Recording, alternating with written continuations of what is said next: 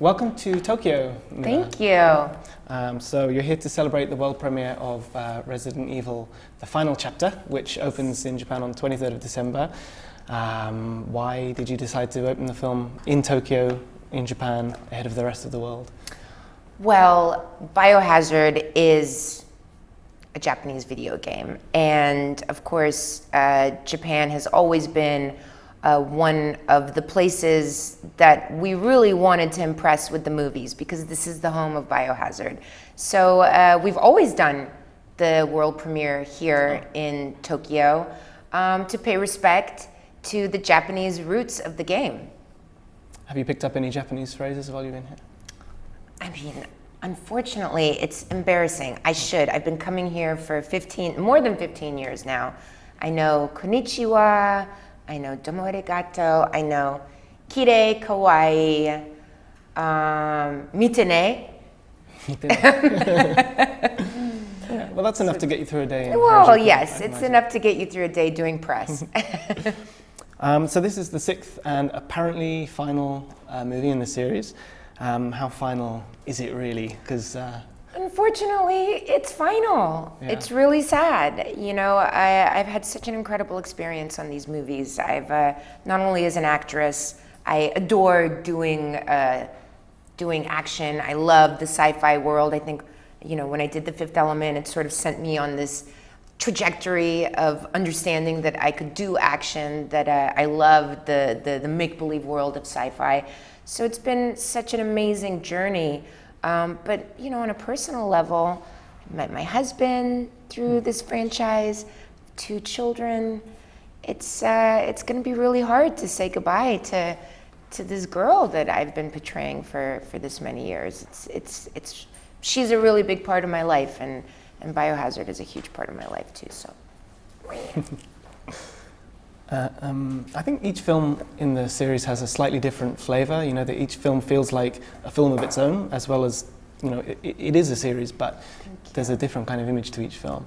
How would you describe the final chapter as a sort of a tone? What's the tone of the film? You know, one thing that we wanted to do for this movie was to really bring it back to the reality of the first movie, which was much smaller, much more claustrophobic, a lot of handheld camera, and give it like a grittiness that the last few haven't had, to be on location, to actually, you know, have real places for the actors to react off of, and also to just give the movie a more realistic quality. Because we've shot in native 3D since, I guess, Afterlife, it was very unwieldy with these big, huge cameras, and it definitely limited us with what we could do. So we were shooting a lot less location work, much more in the studio. It was very difficult to shoot with these cameras. So this time, Paul, the director, and my husband really saw an opportunity to use conversion for the 3D, because he said it's unbelievable how well they do it now as opposed to the last movies that we did in native 3D. And it gave him the opportunity to really come back to shooting handheld, to being right there in the moment. So I think the film really has a more immediate quality about it. So you feel as an audience member that you're right in the middle of the action. And it's got this grungy, dirty feel about it that I think is really going to add something exciting for the audiences. That's great. And obviously your character Alice, you know, she's always had a lot of mystery behind her. And even she herself, you know, doesn't quite know where she comes from. We learn a little bit about her origins in this movie. Obviously, without going into any spoilers or anything like that, how did that kind of storyline come about? How did you decide to kind of close the story on Alice's background? Well, I think Paul, who writes all of the movies and directs them, he had ideas about the series for many years now. Of course, we never made a Biohazard film thinking we're going to do any more. But of course, in his sort of dream world, he thought, this is a great story that could continue.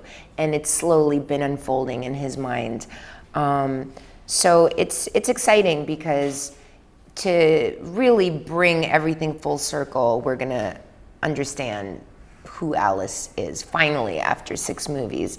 Not only we, but she's gonna be able to answer all the questions she's had about herself as a human being. And I think that's very exciting to close everything off. There's a scene in the movie where there's an upside down fight. Yes.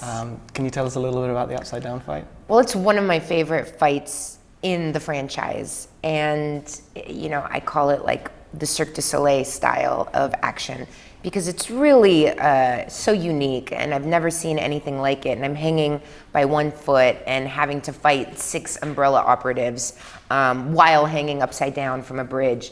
And it's quite amazing to see how Alice, you know, takes this negative and turns it into a positive. But it's a really fun, unique fight. I think people are gonna love it.